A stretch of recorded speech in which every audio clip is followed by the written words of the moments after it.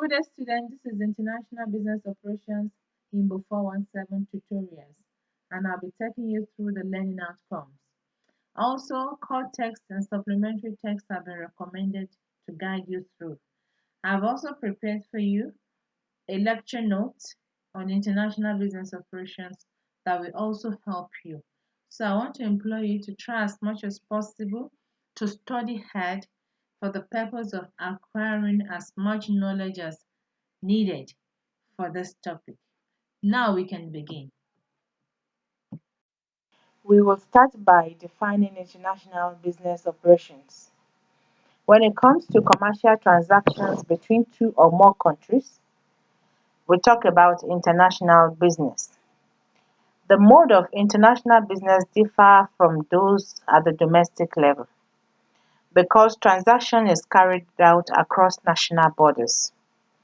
The purpose of private businesses and investors being engaged in international business is for profit making, while in addition to the government purpose is for political reasons, especially today when we have cross-border transactions as a result of globalization and countries need to interconnect when it comes to trade, technology, skills, among others.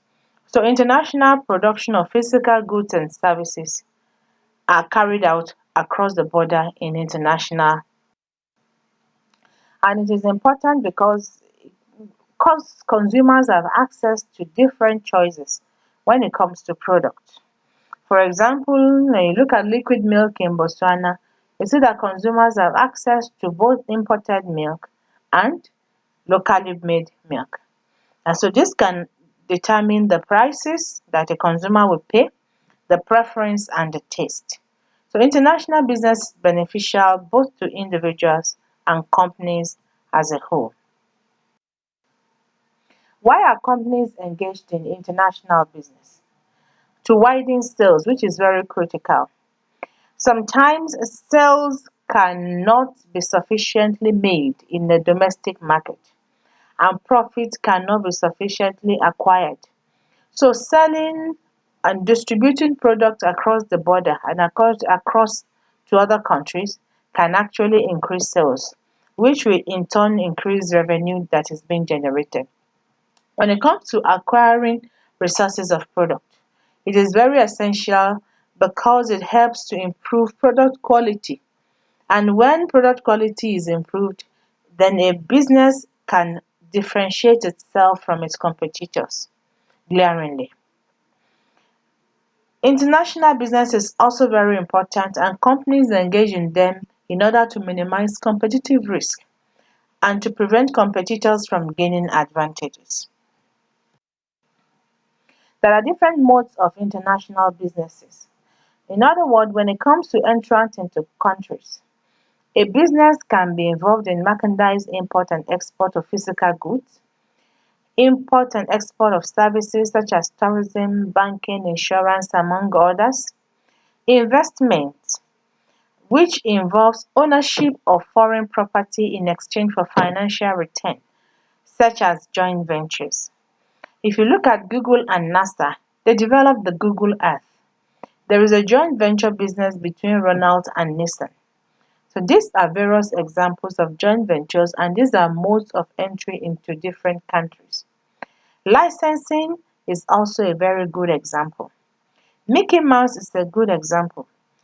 Mickey Mouse has licensed businesses to use its image, and that is why we see these images on t-shirts, on school bags, on wristwatches, among others. Franchising, McDonald's, DHL, UPS, among others, are all involved in franchise. So these are different modes of entrance. There are other ones that you can read from your core text and your supplementary text and from your Google Scholar. Today, exporting is becoming easier and the volume of activities in the world are increasing at the same time. This is because there is decline in the barriers when it comes to trade. Cost of exporting is also reducing. Today, online services, internet services, toll free when it comes to call, air express services, among others, are helping in increasing the rate at which goods are being exported. Today, when you look at intergovernmental agreements, we have what we call the trade blocs, where barriers to trade are reduced and eliminated among the participating states, and therefore tariffs, taxes are removed or reduced. If you look at the example of SADC, this is a very good illustration of neighboring countries coming together. So today, exporting of goods is becoming faster, easier, and effortless. As easy as it is to export products to other countries, there are different challenges faced. One of the problems of exporting is poor market analysis. For every business, you must understand the opportunities. You must understand how profitable it is for you to invest in another country. What about the cost structure and the distribution channel? Don't forget that the market trend also fluctuates, and the growth rate of your production in such a country matters. A failure of companies and organizations to analyze market effectively can affect the success of exporting. When there is a poor understanding of competitive conditions and poor execution of promotional campaigns, this can also bring poor image. And when a product image is poor, acceptance is very low, which will lead to failure of such a business. Also, it becomes very difficult for financial institutions and credit bodies to offer loans to businesses because most of these companies do not have a base and are not established, are not registered with international company physically. So problems securing financing can also affect exporting. For more information on export, I want you to go to this search, this Google search, this slide share, and obtain as much information as you can. The note there is the note is very explicit, it's very straightforward, and it's all encompassing. Try as much as possible to visit the site. But today, small firms are intimidated. They do not understand what the problems are likely to be in a host country. Even when it comes to financing, they do not have enough information. They do not know how to identify opportunities in different countries. And this is one of the reasons why small firms are having problems is because of the failure to obtain relevant information. Gaining information about exporting is very crucial and it will encourage or help businesses to avoid pitfalls associated with exporting because they are able to get assistance that are needed from companies, from bodies, from businesses. Firms should not be reluctant to seek for information. And don't forget that when it comes to export opportunities, the cultural differences, the language, and the distance, including the timing, can also affect or prevent export companies from investing. But this can be solved when a business is able to obtain information that is relevant. For example, in Japan, there is a Ministry of International Trade and Industry that helps businesses when it comes to management of export. So over the world, these organizations, these bodies, they are proactive and they continuously seek export opportunities for their affiliated companies, either large or small. So by implication, countries of the world they have different departments of commerce, they have trading houses, they have small business administrations, among others. They have trade associations, there are government agencies, even commercial banks. So depending on the country in which your business is established, an export company or a company that is involved in international trade should Make inquiry about the body that is relevant to the business he or she is performing in such a. There is the export management company that is expected to be utilized when it comes to organization success. Export management company they facilitate the success of exporting opportunities for organizations because they are specialists. So they start exporting operations and they perform startup services for businesses. Now, how do we improve this export strategy success using EMC? The first way to utilize the EMC in order to ensure that export strategy becomes successful is to consult them. When you consult them as an organization, they help you to identify different opportunities. When it comes to paperwork, regulations, registration, policies, they know and they have that knowledge on how to maneuver and how to navigate. And that makes it easy for a company that is established in such a country. Secondly, it makes sense to focus initially on one market or a handful of market. So an export country should not go and establish so many businesses at the same time in order to ensure accountability, successful management, understand the environment, and then be able to analyze and use the appropriate framework to ensure that there is no challenge faced and all challenges faced are overcome. Thirdly, it makes sense to enter a foreign market on a small scale to reduce cost of any subsequent failure. And number four, the exporter needs to recognize the time and the managerial commitment involved in building export sales. In many countries, it is important to devote a lot of attention to building strong and enduring relationships with local distributors and customers. And number six, it is important to hire local personnel to help the firm establish itself in a foreign market. And finally, firms need to be proactive about seeking export opportunities. There are different financial devices used to cope with international trade. The first one is the letter of credit.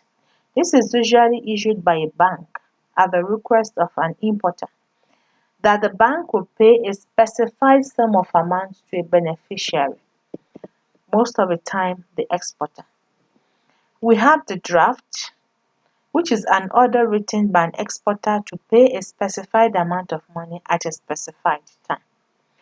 Bill of lading can be a receipt, can be a contract, can be a document, but usually it indicates that the carrier has received the merchandise described on the face of the document.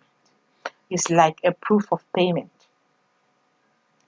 Export assistance, counter trade are also different types of devices used in international trade. But for the purpose of this, we are going to dwell a bit on counter trade. Counter trade is a situation in which payment for export is received in goods and services rather than money. And counter trade is carried out by most countries of the world today. Types of counter trade include barter, of which I know we are all familiar with, when there is a direct exchange of goods or services between two parties without any monetary involvement. Counter purchase, which is a reciprocal buying agreement, and it occurs when a firm agrees to purchase a certain amount of materials back from a country to which a sale is made. Offset, this is similar to counter purchase. Switch trading. The term switch trading refers to the use of specialized third-party trading house in a counter trade arrangement. Compensation or buybacks. A buyback occurs when a firm builds a plant in a country and agrees to take a certain percentage of the plant output as partial payment for the contract. This is an exercise for you. Identify the pros and cons of counter trade. We will fall back to this exercise later in our learning and in our teaching. In international business operations, value creation activities is very important. And these activities include production, marketing, logistics, research and development, human resources, and information technology. But for the purpose of this module, we are going to focus on production and logistics most pertinently. There is a relationship between production and logistics. Production deals with creation of product, and logistics deals with transmission of this product through the value chain until it gets into distribution. Therefore, there's a close link between production and logistics. In other words, when a product is manufactured and is not properly moved in a timely manner, or the supply of high quality material input are not effective, then it affects the success of any international business. Therefore, the link between production and logistics cannot be overemphasized in international business operations. Now, what are the objectives of production and logistics function? One, to lower cost. When goods are dispersed at different locations, there are activities that are involved, right from purchasing or procurement to the end user.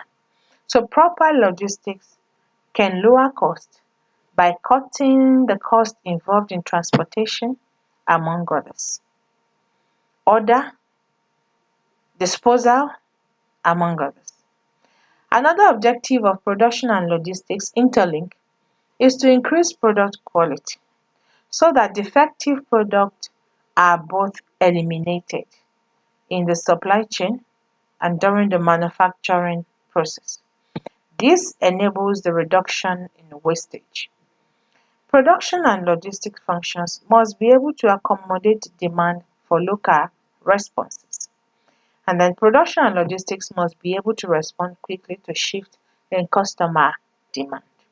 As we know in today's business, that customers' taste and preferences change often and they are very dynamic.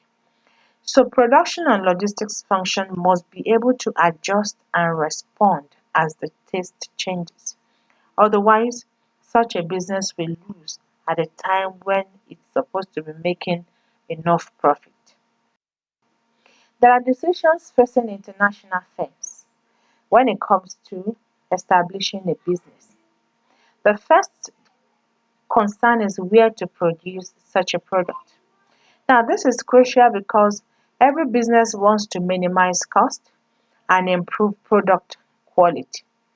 And a number of factors must be considered, such as the country factor.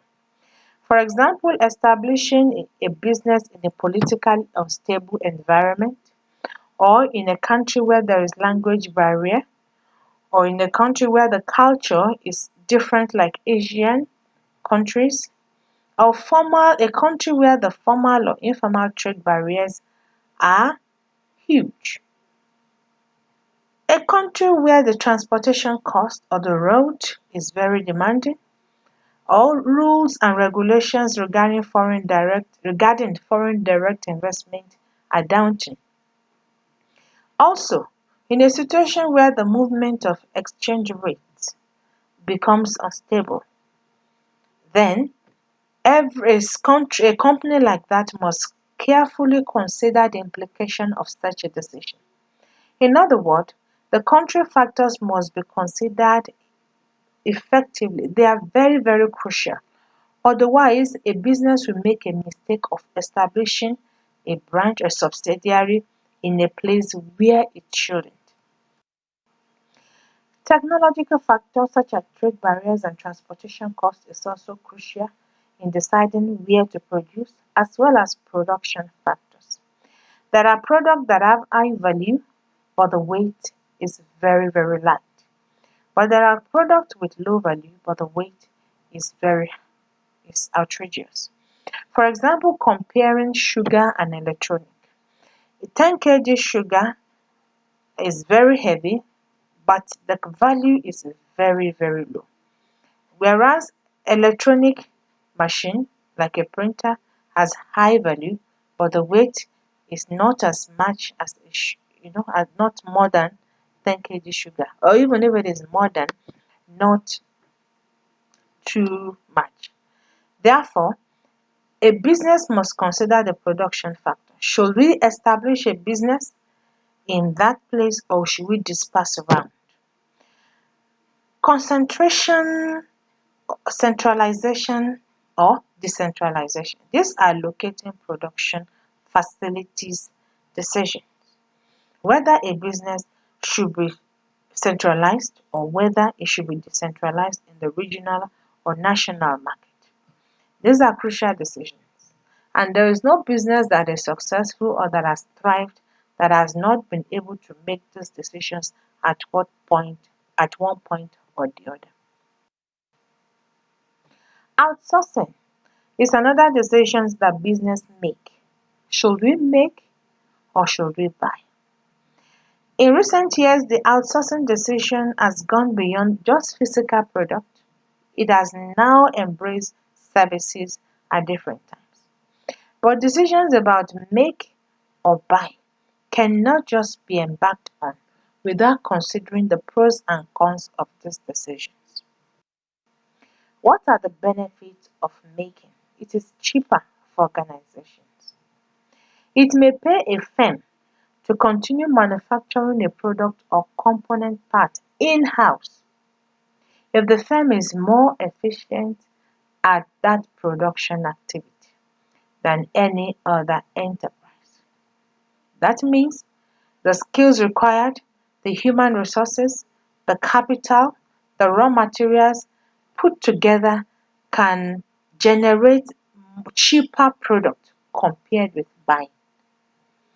Number two, making making product instead of buying can facilitate specialized investment. Sometimes firms have to invest in specialized assets in order to do business with another enterprise. And finally, it can help in protecting proprietary product technology. There are some ideas that businesses do not want competitors to know and to have knowledge of. So it is safer and better for such businesses to contain their ideas and manufacture their product. What are the advantages of buying? Number one, it is strategically flexible because sometimes there are changes in exchange rate, and then sometimes the trade barriers are not as heavy as we anticipate, which makes buying cheaper and more effective. Also, it lowers cost. May, it may lower the firm's cost structure. Making all or part of a product in-house increases an organization's scope, and then it can result in increasing organization complexity, and this can in turn raise a firm's cost structure. And of course, another advantage is offset. Therefore, there is a trade-off in make or buy. Should a company make or should a company buy? But the reality of it is that the benefit of making all or part of a product in-house or locally seem to be greatest when there are highly specialized assets, when vertical integration is necessary for protecting proprietary technology, or when the firm is simply more efficient than external suppliers at performing a particular activity. In managing a global supply chain, It's pertinent to note that logistics encompasses the activities necessary to get materials from suppliers to manufacturer until the end user accesses it. Therefore, in international business, it is the logistics functions that manages the global supply chain. But logistics has two major objectives. One, to manage a firm's global supply chain at the lowest possible cost. The lowest possible cost must be low enough, favorable enough to serve the customer's needs.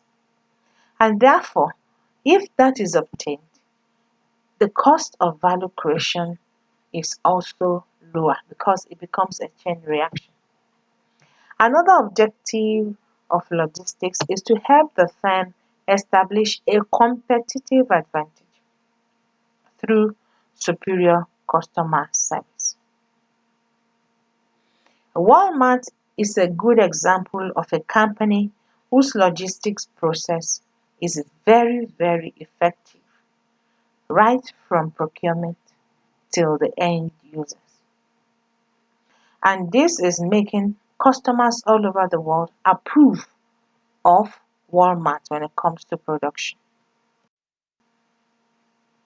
In managing global supply chain, there are two roles we must consider played by just-in-time inventory and technology.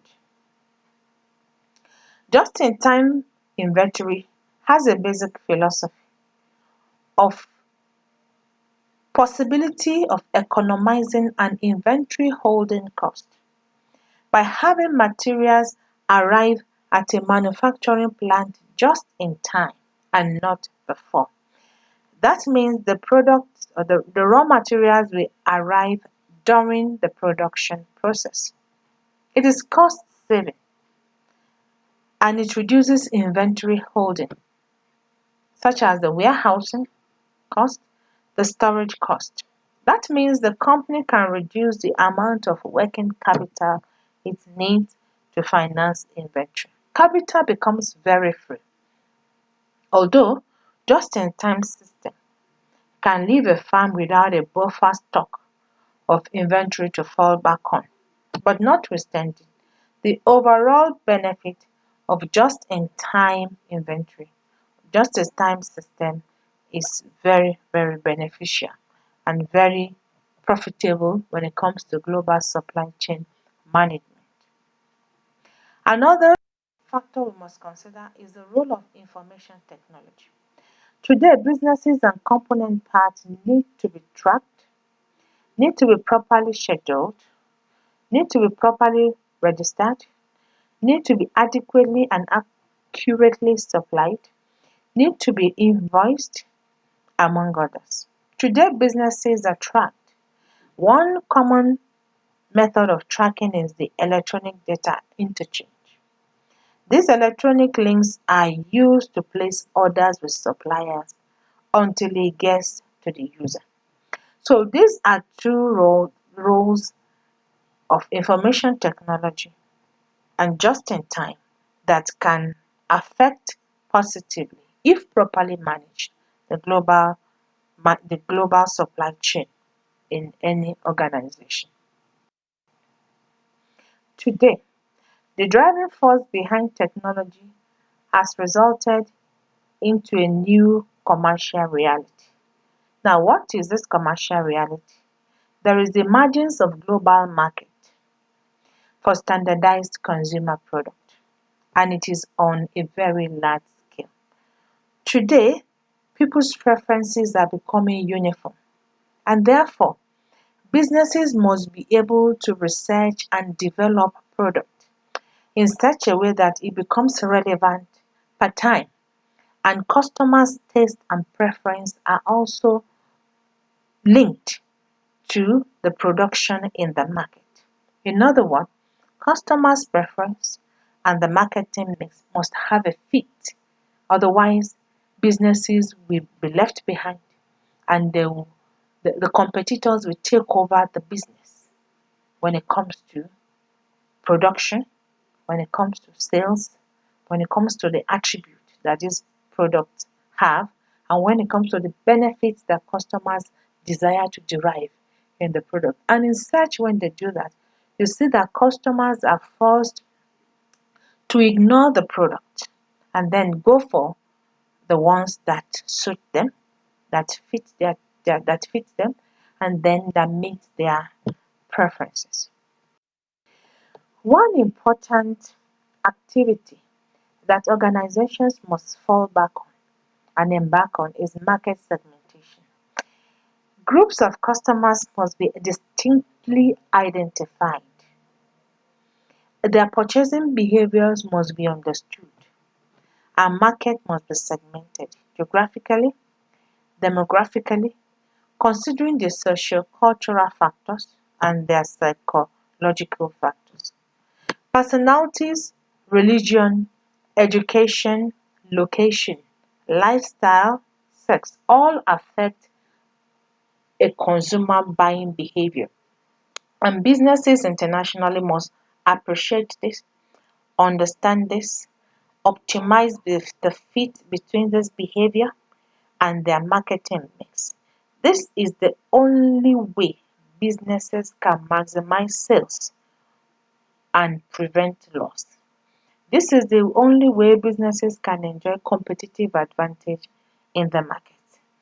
This is the only way businesses' image, market share can increase and improve. Let's look at the product strategy.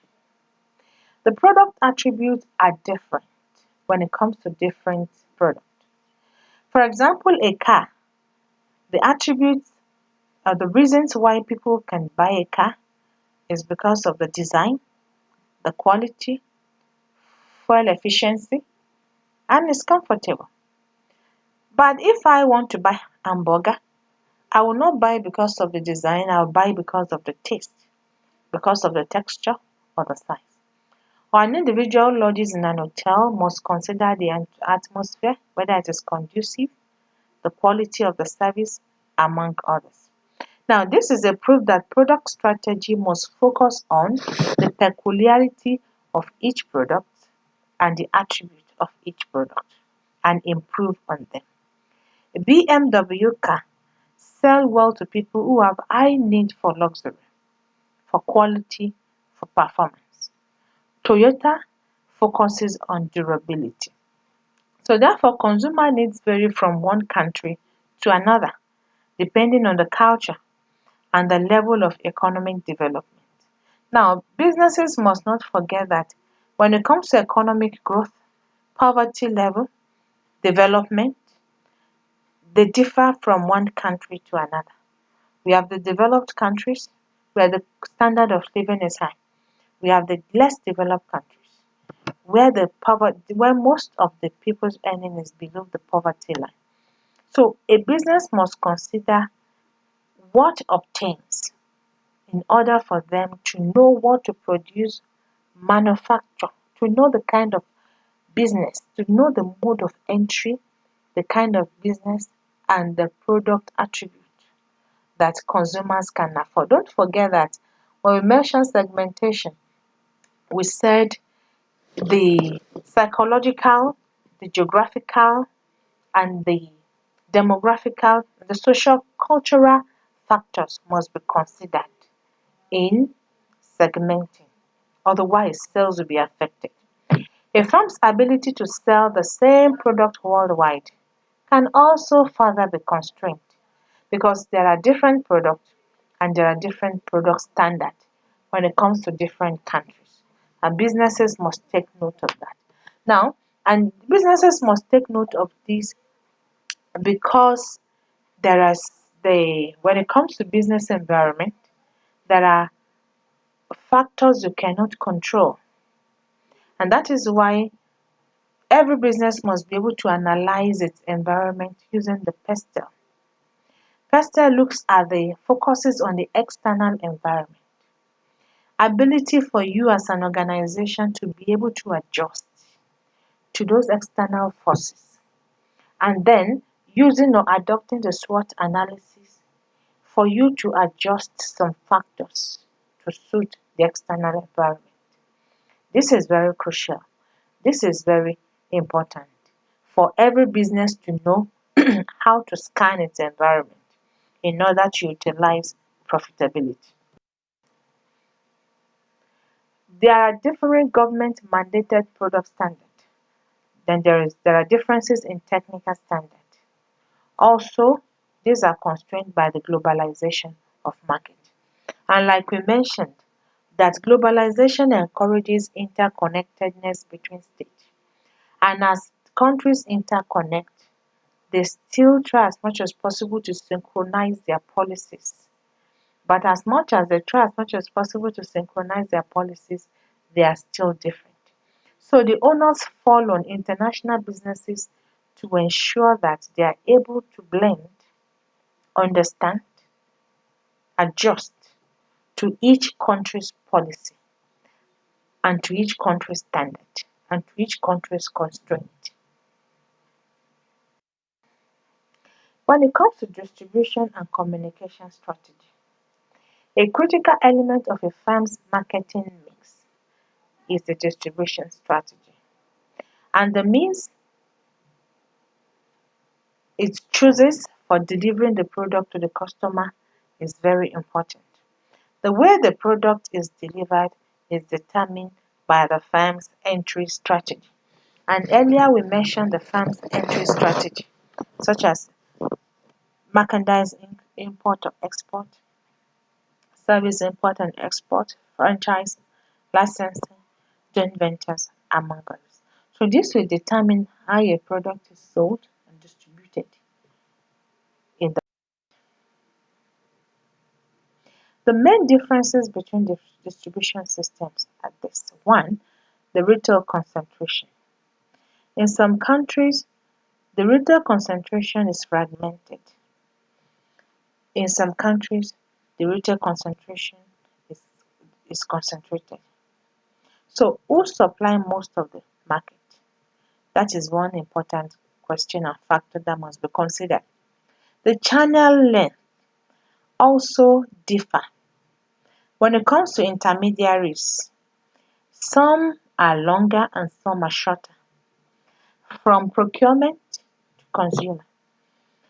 When it comes to sales of the product, there are so many intermediaries in between. In some countries, required, but in some countries, there are fewer. So that can also determine the distribution system that a business will adopt. The channel exclusivity. It's one that is difficult for outsiders to access because distribution is exclusive in such a locality or in such a country. Also, the channel quality deals with the expertise and the competencies and the skills of established retailers in a nation and their ability to sell and support the product of international business. When you're choosing a distribution strategy, there are questions that businesses must ask. Should the firm try to sell directly to the consumer? Should it go through to retailers or wholesalers or agents or invest in establishing its own channel? The optimal strategy is determined by the cost and benefit of each alternative, and they vary from one country to another. And businesses must understand that. In communication strategy, direct selling, sales promotion, direct market, advertising, they are all common methods when it comes to communication. Of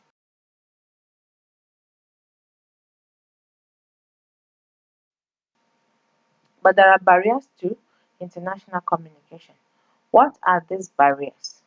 This is another assignment for you, which I want you to take your time, do research, and you will submit back to me at the required time. The push versus pull strategy becomes a tussle. It becomes a tussle because businesses are to choose between the strategy that suits them per time that suit their product and other factors being considered. A push strategy focuses on personal selling, not mass media advertising, whereas a pull strategy is the opposite, which depends more on mass media rather than focusing on individual. But what determines a pull strategy? The product type, the channel length, the media availability. Every business must consider that. Product hotel advert cannot be compared with fast food restaurant. So these product types relative to consumer sophistication, they go a long way to determine the method a business will adopt. Pricing strategy. Businesses charge different strategic prices for the purpose of maximizing profit and for the purpose of competitive advantage. Price discrimination. It exists whenever consumers in different countries are charged different prices for the same product. And this helps companies when it comes to profit maximization. Strategic prices can be of three types: the predatory pricing, where marketers charge prices in order to chase competitors away from the market, enjoy profit, and increase the price later; multi-point pricing; and experience curve pricing. And when you look at different reasons and the rate at which new product development are emerging, the scientific research, the demand conditions, the competitive conditions all stimulate ideas for new products. Now, the major reasons why new products are being developed in different countries, number one is the underlying demand, which is very strong. Also, more money is being invested in research and development. Consumers, of course, are becoming more comfortable and affluent, which gives them the opportunity to afford some of this product. The intensity of competition today is dynamic, is aggressive. So there is no business that can stick to old products and thrive in the market. These are reasons why new products are being developed day in, day out. And businesses must face it, right from physical products to services. Each day there are improvements. Today we have online services, which were not there some 2 years ago when it comes to teaching in Botswana. The same thing with today, you have cell phones and the rate at which they develop new products at different times. So there is no way a business can survive in today's competitive environment without embarking on ideas for new products. Human resources management plays a strategic role in international business operations.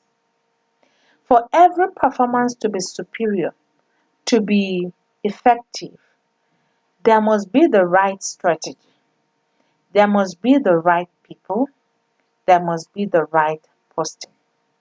This is the only way firms can outperform its rivals in the global market. If this fails, then most likely businesses. For a firm to outperform its rivals in the global market, it must have the right people that must be trained appropriately to obtain the right skills required for their jobs to be performed effectively. There are behavior and there are culture that are expected of every individual to to show in any organization. Now, for an individual to behave in a manner that is congruent with the culture of a firm, then such an individual must be trained. Because we are coming from different backgrounds, we have different exposure, we have different knowledge. Compensation packages must create incentives for them to take actions that are consistent with the strategy of the firm. And the performance appraisal systems is very, very important because the behavior, the output, the performance of an individual working in an organization must be measured in order to encourage others and to encourage such an individual. Therefore, the human resource management functions focuses on staffing, on training, on compensating workers, on appraising activities, and this can impact people's culture. This can actually affect how the system is controlled, which is the whole focus of an organization.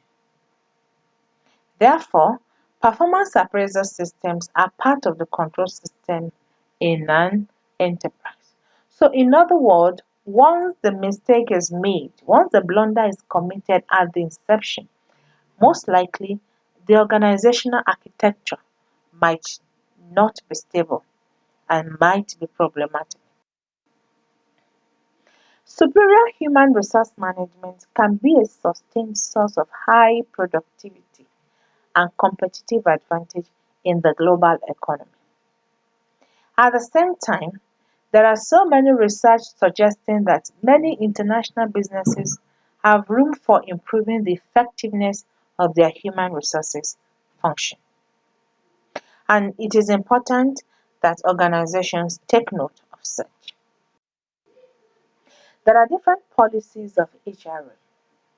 One important policy is staffing policy, which focuses on how to select, develop, and train staff in international operations. There are different types of staffing policy. The ethnocentric approach and the geocentric approach focus on expatriate management because the ethnocentric approach staff policy is the one in which the parent country's nationals they feel a key management point. And a geocentric staffing policy seeks the best people for key jobs throughout the organization, regardless of the nationality. Lenovo adopted this method and it worked for such an organization because it's not only about the country of origin or individuals that reside there, it's about proactiveness, proficiency, and output. The polycentric approach staffing policy requires host country nationals to be recruited to manage subsidiaries, while parent country nationals occupy key positions at corporate headquarters. Expatriate managers focus expatriate managers depend businesses depend on expatriate managers, and these expatriate managers are important in an organization. Expatriates can fail. Why do expatriates fail? One is inability of spouse to adjust. Managers at times find it difficult to cope with the challenges individually. Other family problems like finance, health issues, marital problems can also affect the performance of expatriate. Sometimes because of psychological imbalance, managers' personal or emotional maturity can hamper performance in organization. Some larger overseas responsibilities can be daunting and can be burdensome when it comes to expectation from an expatriate manager, considering where such a manager is coming from. This informs the importance of expatriate training in international business operations. We have different types of training for expatriate managers. The cultural training, which exposes the manager to appreciate the host country's culture, the history, the politics, the economy, the religion, the social and business practices, of which can never be the same because country norms and values are different. Language training. English is the language of the world business. You can conduct businesses all over the world through using English. Lenovo decided that English was to be the official language of the company. Though it's a Chinese business, still, that is the policy. Practical training. Practical training helps expatriate managers to understand and appreciate and learn the art of networking with friends. This will ease them, these families of challenges and ease them into day-to-day life in the host country. Every individual's performance must be appraised. This performance appraisal systems evaluate and assesses managers against some criteria, and the firm believes that this criteria is very important when it comes to strategy implementation and attainment of competitive advantage.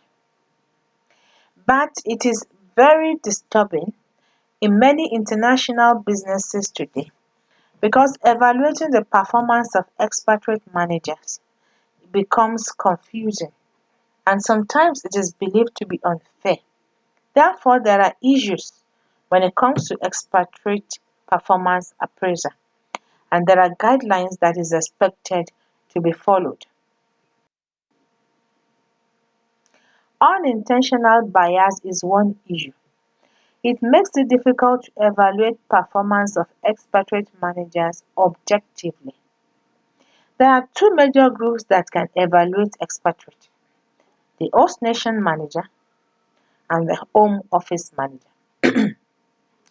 The host nation managers sometimes may be biased by their own cultural frame of reference and expectations. When it comes to company's culture, when it comes to company's behavior, when it comes to arrival, closure, extra hours, among others.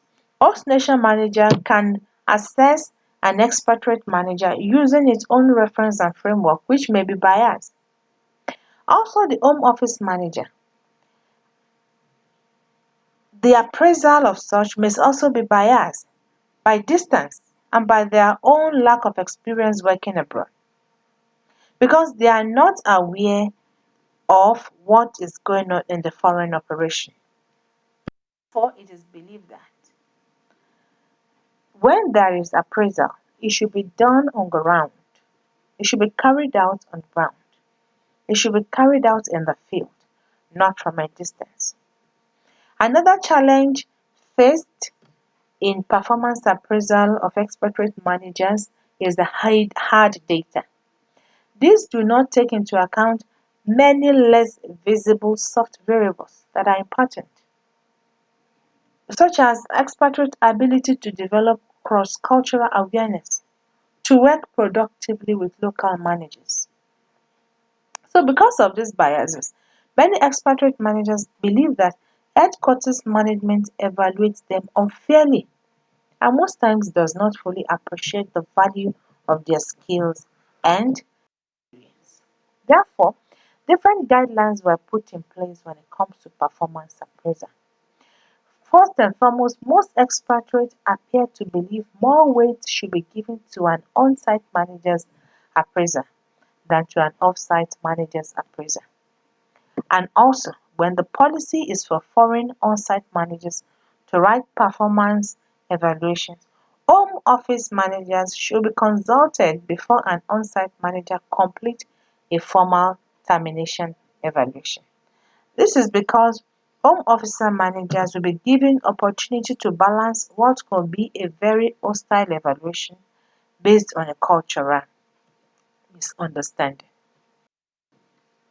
Compensation in international business have issues, and these issues and challenges have raised different discussions when it comes to operations.